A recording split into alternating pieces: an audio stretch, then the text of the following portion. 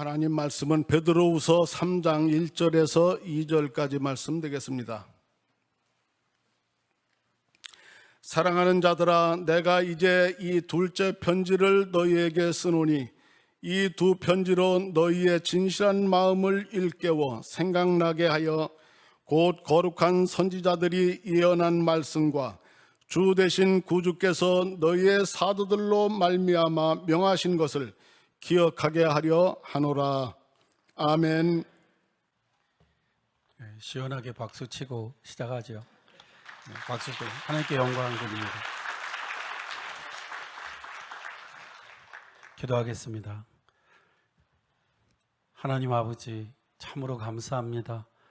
우리의 반석이 되어 주셔서 소망 갖고 살 수 있게 해주셔서 감사합니다. 흔들리지 않는 반석 되신 주님께 믿음을 두고 계속 살아갈 수 있도록 저희들에게 믿음을 주시옵소서.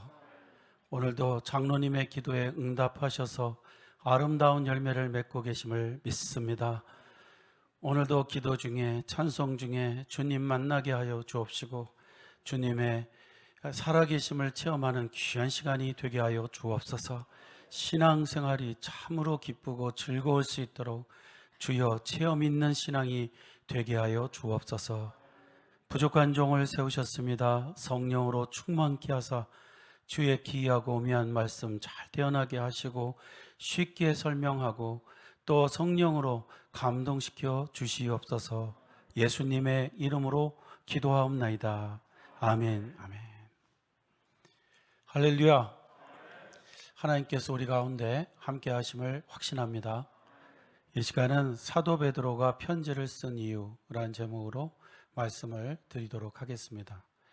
오늘 본문에는 거짓 선생이 교회에 은밀히 끌어들인 이단들을 물리치는 방편으로서 사도 베드로가 이 베드로 전서 그리고 후서를 쓴 목적을 설명하고 있습니다. 그것은 예수님께서 사도들을 통하여 명하신 것을 성도로 하여금 기억하게 하시기 위함이었다고 말씀하고 있습니다. 이 말씀을 통하여 우리는 먼저 베드로 전후서를 비롯해서 모든 신약의 이 서신들은 예수님이 명해서 사도들이 쓴 것이라는 것을 알게 됩니다. 그러므로 사도들이 쓴 글은 다 틀림이 없는 1.1핵이라도 틀림없는 하나님의 말씀이라는 것을 알게 됩니다. 믿으시죠? 그러므로 그 말씀에서 벗어나는 모든 것들은 잘못된 것이다 하는 것을 우리가 알게 됩니다. 기준이 생기니까 그 기준을 보면서 이것이 틀리고 이것이 맞구나 하는 것을 알 수 있게 되었다는 것입니다. 그러므로 성경은 예수님이 주신 틀림없는 말씀이라는 것을 한순간도 잊지 않고 말씀 중심으로 살아가야 될 줄로 믿습니다. 그러면 항상 바른 길로 가게 될 줄로 믿는 것입니다.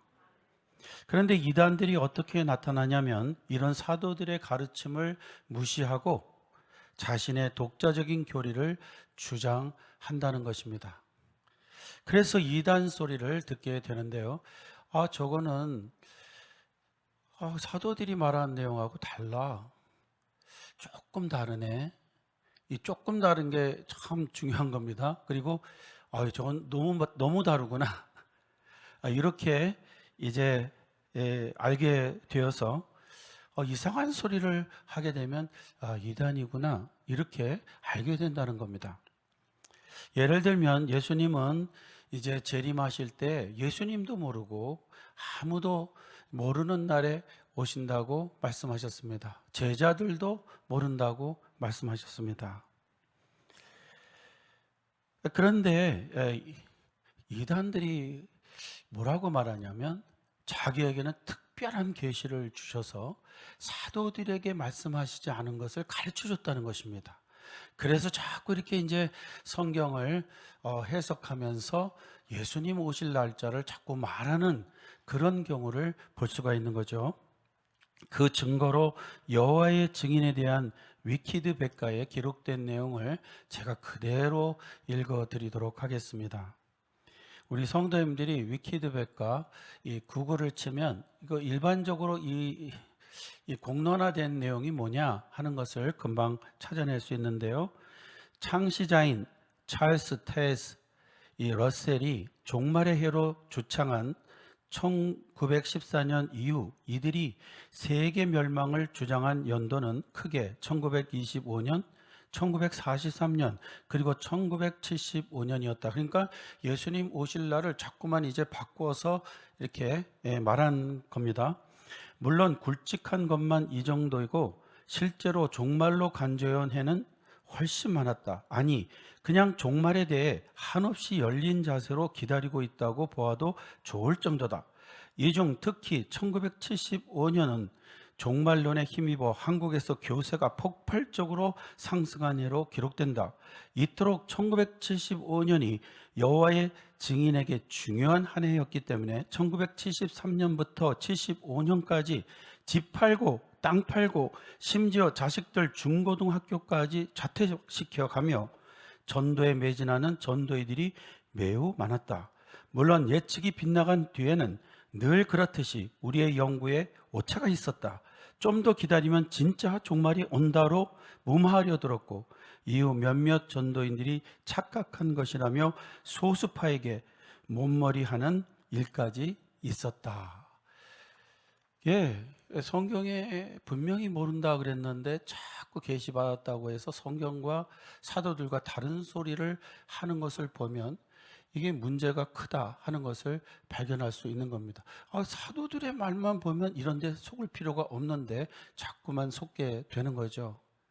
교회에 오면은 매일 똑같은 소리, 이제 주님만 하신다. 그리고 자꾸 이렇게 가르쳐 주지를 않으니까 그게 가르쳐 준 건데 자꾸 새로운 거 좀 없나 찾다가 그런 말 나오면 그냥 혹해가지고 빠져 들어간단 말이죠. 사랑하는 성도님들, 유튜브 조심하기 바랍니다. 유튜브는 참 좋은 거예요. 제가 우리 교회 방송도 유튜브로 하고 있지 않습니까? 근데 이게 가짜 뉴스가 많은 거예요. 정말 조심해서 사도들의 말씀을 중심으로 해서 항상 보셨으면 합니다. 그래야 됩니다. 이외에도 여호와의 증인은 삼위일체를 부인합니다. 왜냐? 성경 말씀을 보면 삼위일체라는 단어가 없다는 거예요. 없습니다. 그런데 성경을 보면 하나님을 소개하되 하나님은 한 분이시되 성부, 성자, 성령 삼위 되신 하나님이 같은 분이다 하는 것을 말씀하고 있거든요. 그러므로 삼위일체, 성부, 성자, 성령은 하나이시다, 하나님이시다라고 분명히 말씀하고 있는 것입니다. 그들은 특히 예수님의 신성을 부인합니다. 예수님은 특별한 분은 맞는데 하나님은 아니다. 그런데 성경에 보니까 예수님이 이런 말씀하셨습니다. 나를 본 자는 아버지를 본 것이다. 나를 본 자는 하나님을 본 것이다. 내가 하나님이다. 예수님 말씀하셨습니다. 그대로 믿어야 될 줄로 믿습니다. 그 다음으로 여호와의 증인은 성경의 권위를 부정하고 그들이 번역한 신세계 번역판 성경을 믿고 있습니다. 제가 오늘 이런 말씀을 드리는 것은 누구를 비평하기 위해서 하는 것이 아니고요. 이런데 우리가 빠지면 안 된다 하는 것을 말씀드리고 있는 것입니다.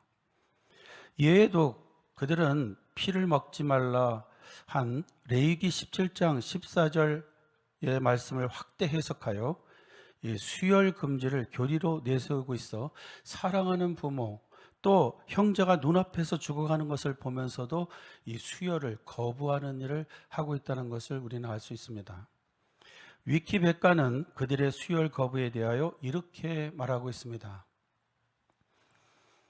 여호와의 증인은 교리 문단에 나와 있듯이 창세기에서 노아와 그 후손 인간들에게 주어진 명령인 피채로 먹지 말라는 내용을 확장하여 피를 아예 받아들이지 말라고 독자적으로 해석한다. 당연히 헌혈 활동과 수혈까지 거부한다. 그래서 이들로 인해 흔히 종교적 문제로 수혈 거부, 사망이라는 기사가 뜨곤 한다. 출혈사고가 생기면 수혈이 아닌 헤파린과 같은 항응고제를 요구하기도 한다. 생혈인, 전혈은 물론이고 적혈구, 혈장, 백혈구, 혈소판을 사용하는 어떤 수혈도 거부한다. 그래서 백혈병에 걸리면 고통 속에서 100% 사망한다. 출산 시에 과다 출혈 등으로 긴급 수혈이 필요했지만 교리 때문에 그러지 못해 아이만 살고 산모는 죽은 안타까운 사례도 존재한다. 위키백과는 계속해서 여호와의 증인의 수혈 거부에 대한 사례를 다음과 같이 말씀하고 있는데요. 참 무서운 이야기입니다.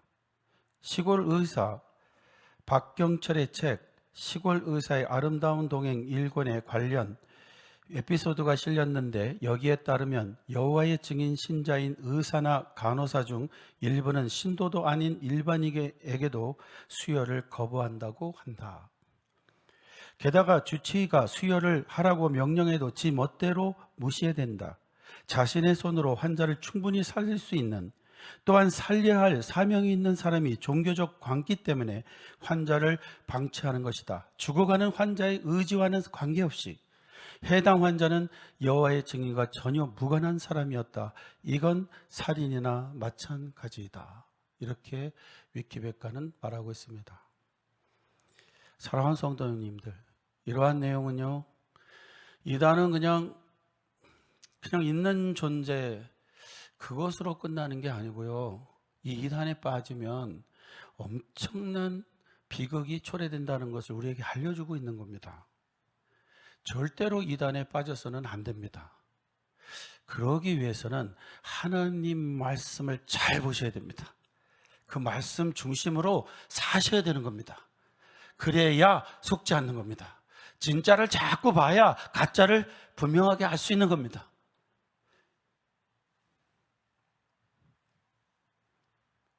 이런 것을 보면요, 성경을 바로 해석하고 사도들의 말씀을 삶의 중심으로 하여 성도들을 인도하는 교회가 참 귀하다, 이렇게 생각이 듭니다. 그리고 그런 교회로 우리를 인도하신 하나님께 감사를 드려야 될 줄로 믿습니다. 예, 불과 이 지척간에 여호와의 증인 그 템플이 있어요. 하나님께서 참 이러한 세대에 우리를, 하나님 말씀이 틀림없는 말씀이다, 이것을 믿고 복음을 전하는 교회에 우리를 보내셨다는 것이 은혜다.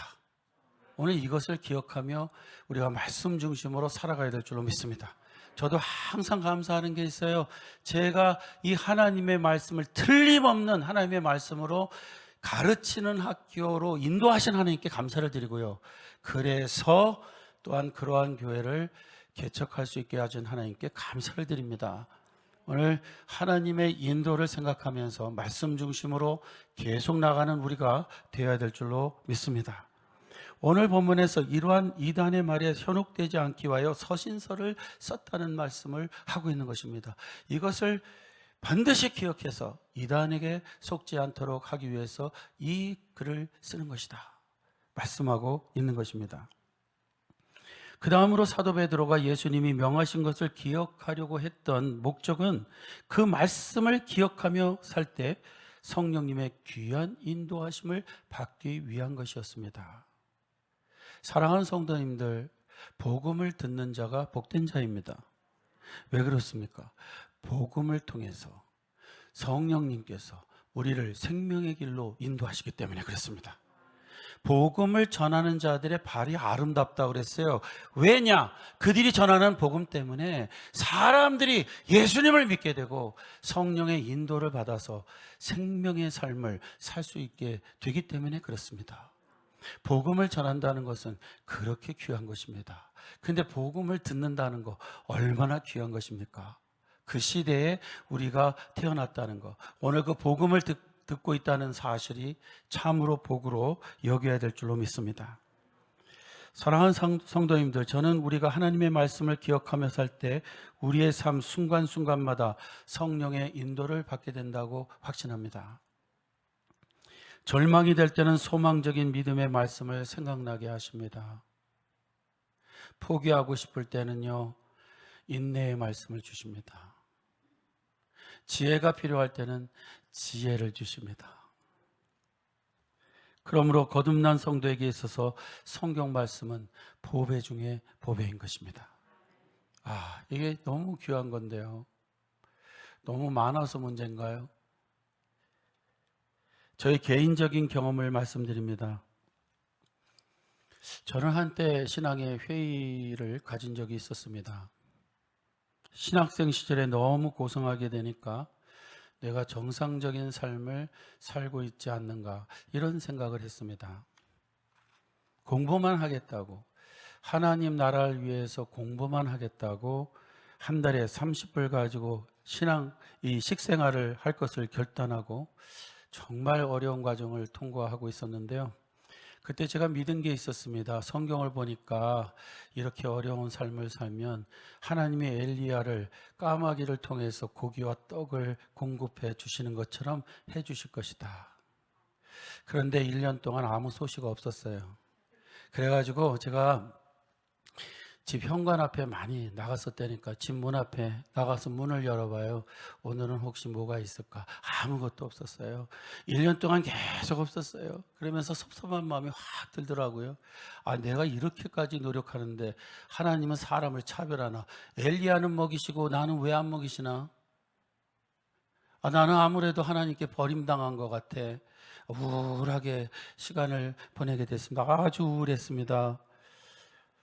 근데 어느 날 창세기를 읽다가 요셉이 당한 고난을 읽으며 이런 생각을 하게 되었습니다.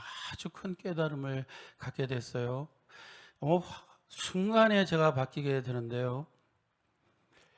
특별한 일을 맡길 사람에게는 특별한 훈련을 시키신다. 이게 하나님이 요셉의 스토리를 읽으면서 저에게 주신 메시지였어요. 요셉이 꾸었던 꿈인 자기 민족과 온 세상을 다스리는 국무총리가 되기 위해서는 그는 애굽으로 가야 했어요. 애굽에 가야 전 세계를 다스리는 지도자가 되고 자기 민족을 구할 수 있는 거 아닙니까? 그런데 거길 가야 되는데 갈 생각을 못 하는 거죠. 그러니까 종으로 팔린 거죠. 참 놀라운 거는요, 하나님이 하시는 일은요, 그 끝자락에 가서 뒤를 돌아보면 그때야 보이는 거예요. 그때 순간순간은 안 보이는 거예요.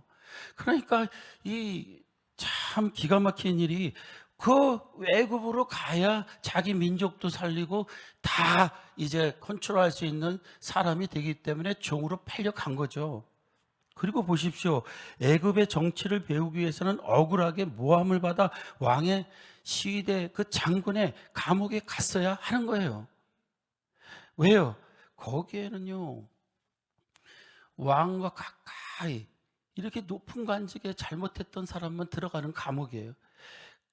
거기에 들어가야 단순간에 애굽의 정치를 배우게 되는 거잖아요. 맨날 그들이 억울하다고 떠드는 말을 들으면서 애굽이 이렇게 돌아가는구나, 너무 잘 아는 거죠. 장관들만 와서 앉아 있으니까.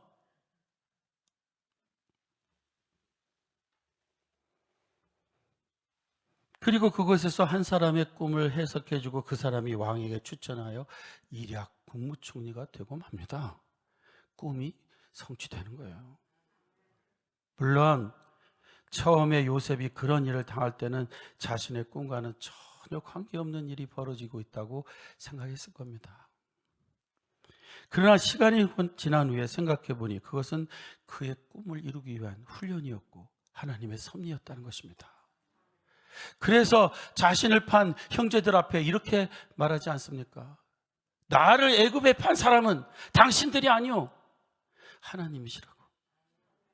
하나님이 나를 연단해서 내가 가진 비전과 꿈을 이루게 하신 거라고. 그 과정은 꼭 필요한 과정이었다는 거. 저는 그런 요셉의 삶을 보면서 나의 어려움도 지금은 그것이 왜 필요한지 모르지만 무엇인가 특별하게 쓰시려고 이렇게 훈련시키시는구나. 이러니까요, 갑자기 또 벅차지는 거 있죠. 우울하다가 갑자기 가슴이 벅차지는 거예요.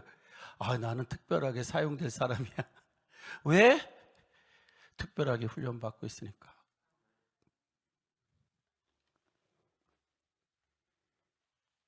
그리고 지금 돌아보면 하나님은 저를 특별히 훈련시킨 만큼 사용하고 있다, 그렇게 느끼고 있습니다. 뉴욕 한복판에서 목회를 하게 하신 것도 특별한 일입니다. 여기서 우리는 그냥 살고 지지고 볶고 있으니까 잘 모르겠지만 이 언제 이렇게 세계에 흩어진 목사님들이 한 곳에 모여서 이제 회의를 하고 그러면요, 저는 언제나 특별 대접을 받았어요.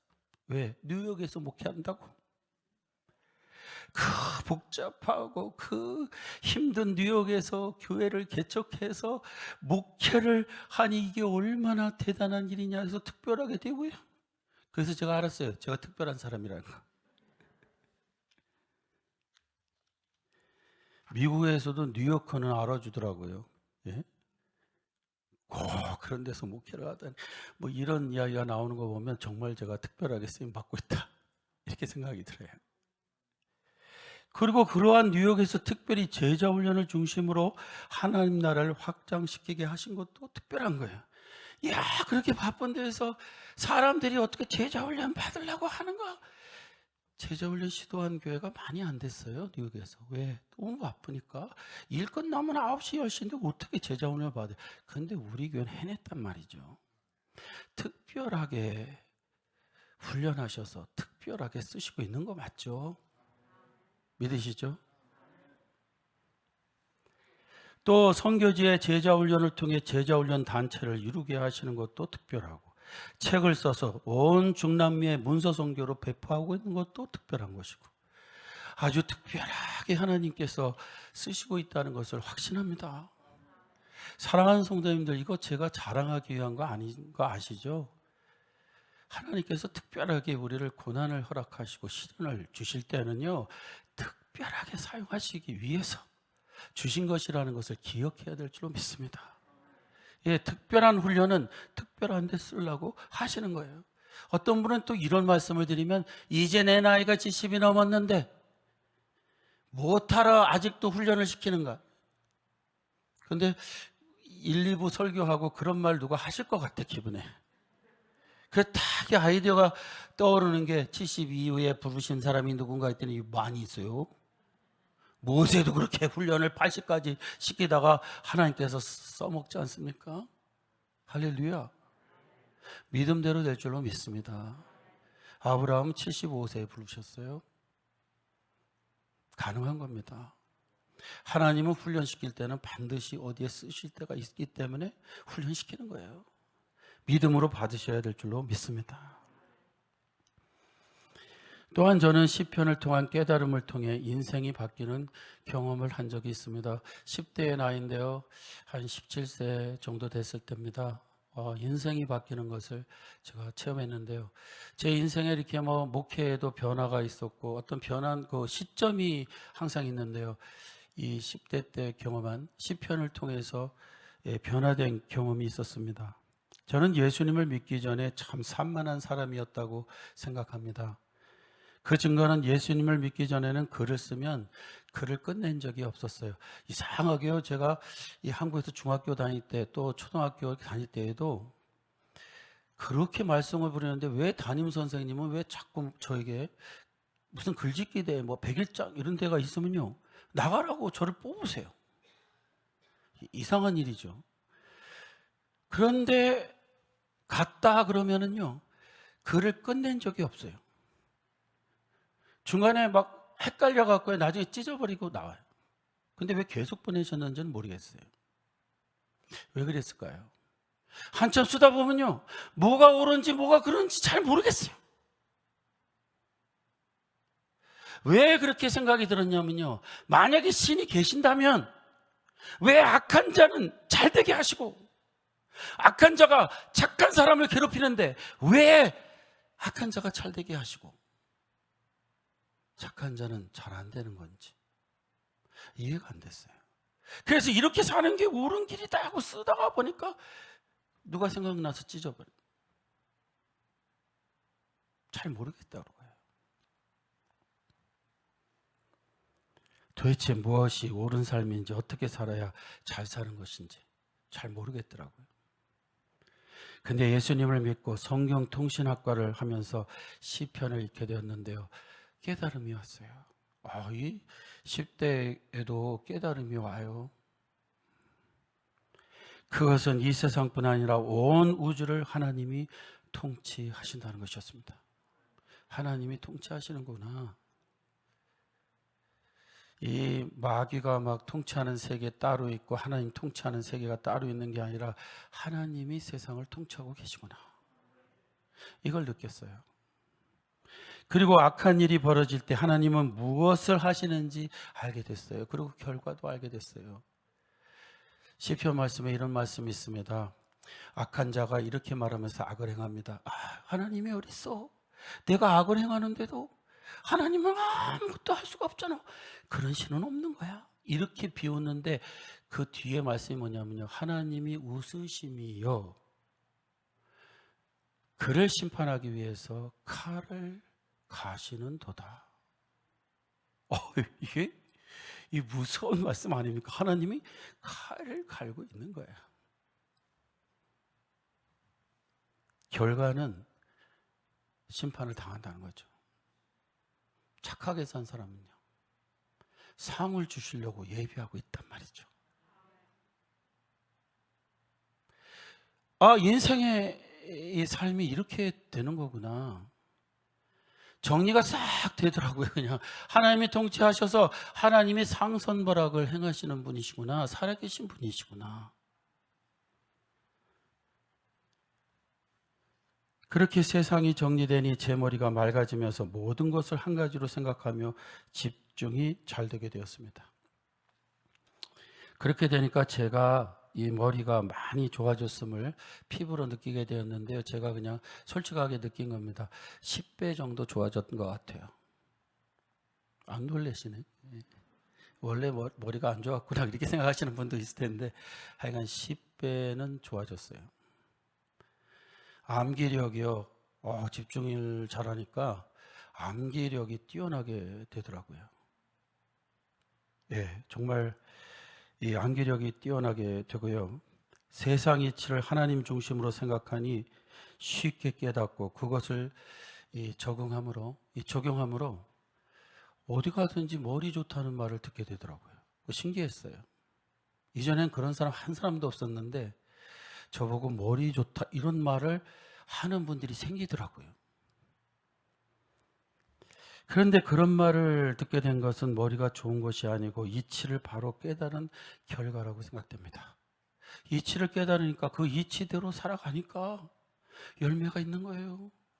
사람들은 머리 써서 그렇게 된다고 생각하지만 절대로 머리 써서 그렇게 되는 게 아니에요.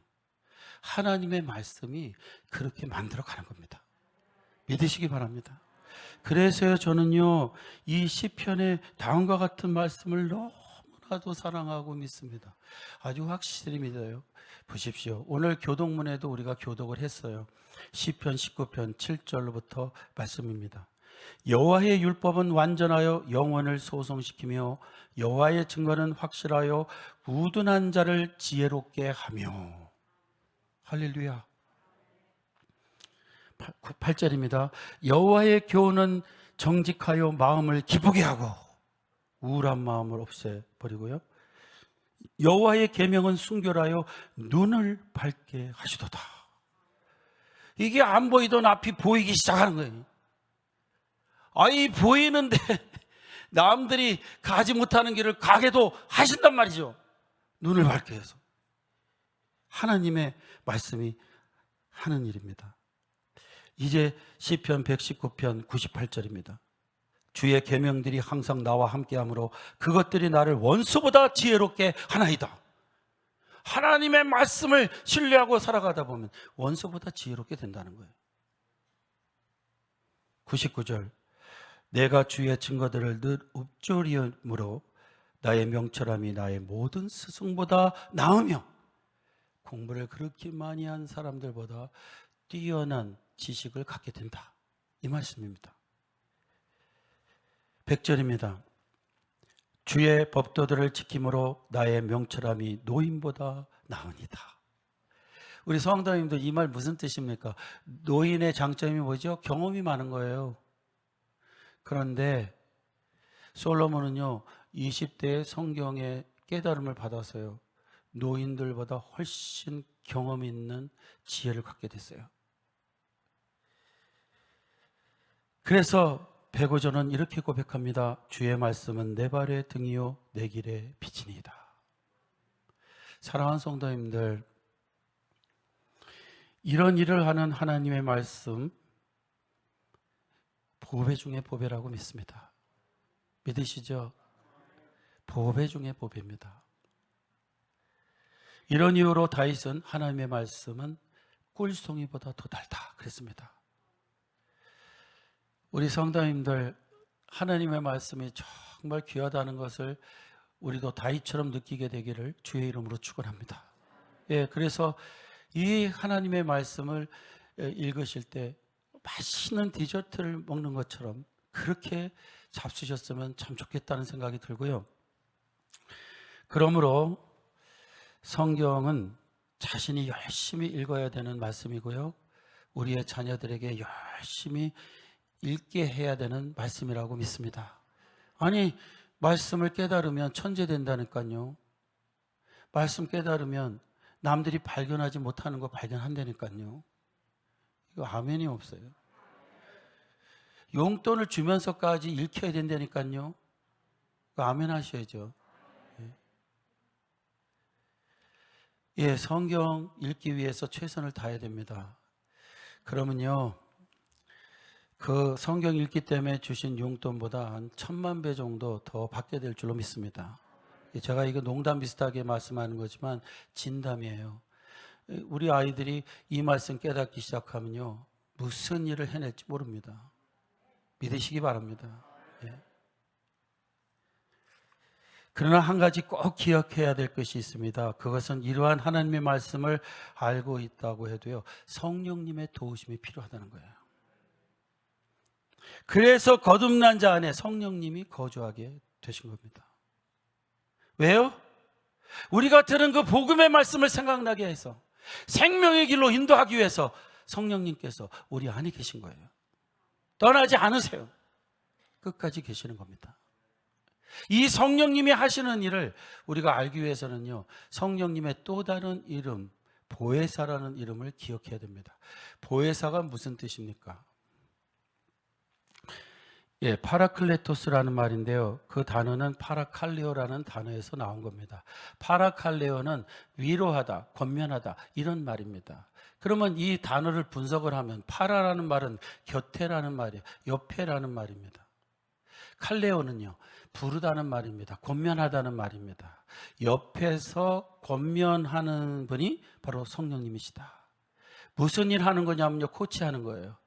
저는 골프를 안 배워봤는데 가끔 TV에서 왜 저렇게 저런 거를 좋아하시나 하고서 가끔 볼 때 있어요. 코칭하는 거 볼 때 있어요. 그러니까 뭐 그립은 어떻게 잡아야 되고, 예, 허리는 어떻게 해야 되고, 또 스윙은 어떻게 해야 되고, 뭐 채는 뭘 써야 되고, 이거 다 있는 거잖아요. 법칙이 있는 거잖아요. 그런데 못 치던 사람도요, 코치가 그렇게 말해주고 하나씩 하나씩 교정해서 치면 잘 친단 말이죠. 혼자 있을 때 잘 안 되는데 코치하고만 있으면 잘 돼. 성령님께서 우리 옆에 계셔가지고 우리가 알고 있는 성경 말씀을 자꾸 이렇게 생각나게 하셔가지고 그 말씀대로 살게 하셔서 열매를 맺게 하신다는 겁니다. 이게 바로 성령님이 하시는 일이에요. 근데 그 성령님이 어디 계시다고요? 내 안에 계시다는 거죠. 평생 안 떠나신다는 거죠. 우린 뭐만 하면 됩니까? 하나님 말씀 열심히 읽고 묵상하고 성령님의 인도를 기다리면 되는 겁니다. 성령님은 마치 이런 일을 하시는 것과 같습니다. 저는 어려서 아버지에 대하여 오해가 좀 있었습니다. 아버지는 자신이 좋아하는 것만 하시는 분이라고 생각했습니다. 왜냐? 365일 술 잡수고 들어오시고 깨어 있어 계신 적은 별로 없고 또 밤 늦게 오시니까 교제 없고, 그래서 아버지가 바쁘시기는 하지만 내 생각에는 혼자 잘 즐기시는 분이시다 이런 생각했어요. 가족 생각 안 하고. 그런데 어느 날 아버님이 돌아가신 후 어머니가 아버지에 대하여 이런 말씀을 하셨습니다. 종식아, 아버지가 너를 얼마나 사랑했는지 아니? 아르헨티나에서 우리 모두 고생할 때 아버지는 너희들을 굶기지 않으려고 온 부에노스아이레스를 헤매면서 다니셨어. 부에노스아이레스가 엄청 크거든요. 그런데 그 먼 거리를 버스비를 아끼며 다니셨지. 걸어서 다니셨다는 거예요. 그리고 하루는 그 아낀 버스비로 굶주린 막내인 너를 먹인다고 식당에 데리고 간 거야. 그러나 아무리 버스비를 아꼈어도 그가 부르는 음식 2그릇을 시킬 수가 없었대. 그래서 한 그릇만 시켰대. 그래서 네 것만 시키고 아버지는 이미 먹어 배가 부르다는 말을 하셨다고 한다. 근데 사실 그날 아버지는 한 끼도 먹지 못하고 그렇게 걸어 다니셨단다. 그럼에도 불구하고 네가 맛있게 먹는 것을 보면서 아버지가 굉장히 기뻐하셨다는 말을 하셨다. 저는 그 말을 들으면서 아르헨티나에서 못 먹고 고생하던 시절에 아버지가 맛있는 식사를 식당에서 사주신 것이 기억났습니다. 왜냐? 딱 한 번이었기 때문에. 그런 기회는 딱 한 번 있었어요. 분명히 그때 아버지는 배가 부르다고 하셨고요. 그래서 제가 생각하기를 아버지는 어디 다니시면서 잘 잡수는가 보다 이렇게 하고 혼자 다 먹었어요. 근데 어머니의 말을 들으면서 제 마음은 아버지에 대한 고마움과 그리움으로 가득 차게 됐습니다. 제가 이 말씀을 드리는 것은 바로 이런 어머니의 역할을 성령님이 하신다는 거예요. 우리가 하나님에 대해서 오해하고 있을 때, 우리가 하나님을 잘못 이해하고 있을 때, 상황이 아주 안 좋은 상황에서 하나님을 향하여 원망의 소리를 하고 있을 때, 성령님은 하나님을 바로 이해하게 만들고 깨닫게 만들고, 그래서 하나님이 얼마나 우리를 사랑하신다는 것을 알게 만드시고 그 하나님의 뜻을 따라 살게 하시는 일을 성령님이 하신다는 겁니다. 할렐루야. 저는 오늘도 우리 성도님들이 하나님의 이런 특별한 인도를 받게 되시기를 주의 이름으로 축원합니다. 여기 들어올 때는 이 세상에 가장 축복 못 받은 자가 나다 이렇게 생각하시는 분은 오늘 돌아가시는 순간에 하나님이 가장 축복한 사람이 바로 나야, 이것을 느끼면서 돌아가시기를 주의 이름으로 축원합니다.